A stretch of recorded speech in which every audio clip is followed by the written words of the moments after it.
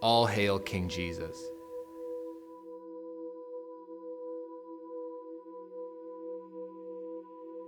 After Jesus had said this, he went on ahead going up to Jerusalem. As he approached Bethphage and Bethany at the hill called the Mount of Olives, he sent 2 of his disciples, saying to them, "Go to the village ahead of you, and as you enter it, you will find a colt tied there, which no one has ever ridden. Untie it and bring it here. If anyone asks you, 'Why are you untying it?' say, 'The Lord needs it.'" Those who were sent ahead went and found it just as he had told them. As they were untying the colt, its owner asked them, "Why are you untying the colt?" They replied, "The Lord needs it." They brought it to Jesus, threw their cloaks on the colt, and put Jesus on it. As this whole scene unfolds, it begins with Jesus going up to the city of Jerusalem. This was a journey he would have taken many times before over the course of his life. But this would be the final time Jesus would make the journey into the holy city. And this time would be unlike every other time before it. Before Jesus enters the city, he sends 2 of his disciples ahead of him to find a donkey. Shortly after, they return with it. They put Jesus on it, and he rides into the city on the back of the donkey. But why the donkey? Why does it feel like this is significant? It is significant because what Jesus was about to do had massive implications and imagery for those who were there and for us as well. The scene that takes place is one that would have been familiar to the people who were there.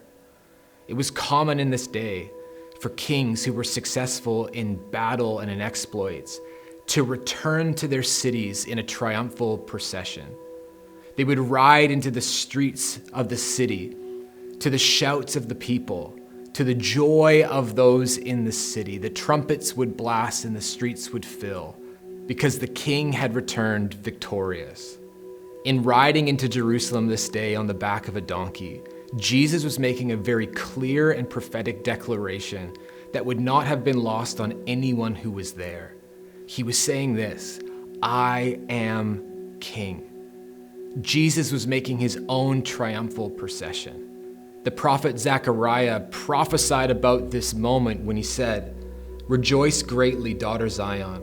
Shout, daughter Jerusalem. See, your king comes to you, righteous and victorious, lowly and riding on a donkey, on a colt, the foal of a donkey." Jesus is declaring in this act, "I am the king you've been waiting for, but I might not be the king you expected." We often see throughout the Gospels that one of the biggest hang-ups people have with Jesus is that he didn't come as expected. The people had in mind a leader and king that would liberate them by overthrowing governments and powers. And Jesus never fit this picture. But in this scene, we see in a beautiful and powerful way the kind of king Jesus is. Yes, he's king, but he doesn't arrive on a steed like all the other kings do. Rather, he arrives on a donkey. It's the picture of humility. Jesus doesn't come and demand allegiance or power. Rather, he comes in humble service to others.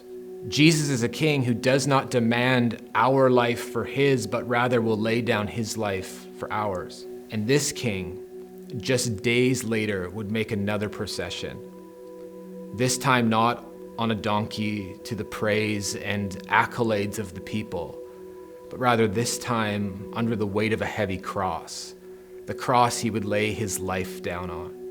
This king, in humility and love, would lay down his life for his own people, and in doing so, would defeat our ultimate enemy. With this devotion today, we want to crown Jesus King of our life. Yes, we can call him friend and helper, healer, comforter, and all kinds of other titles. But he is first and foremost King. Yes, we can call him all those other titles, but they're all irrelevant until he is crowned King of our lives. You and I don't get to pick and choose when and how we crown him King. because he comes into our life the same way he rode into Jerusalem this day, as King of Kings and Lord of Lords.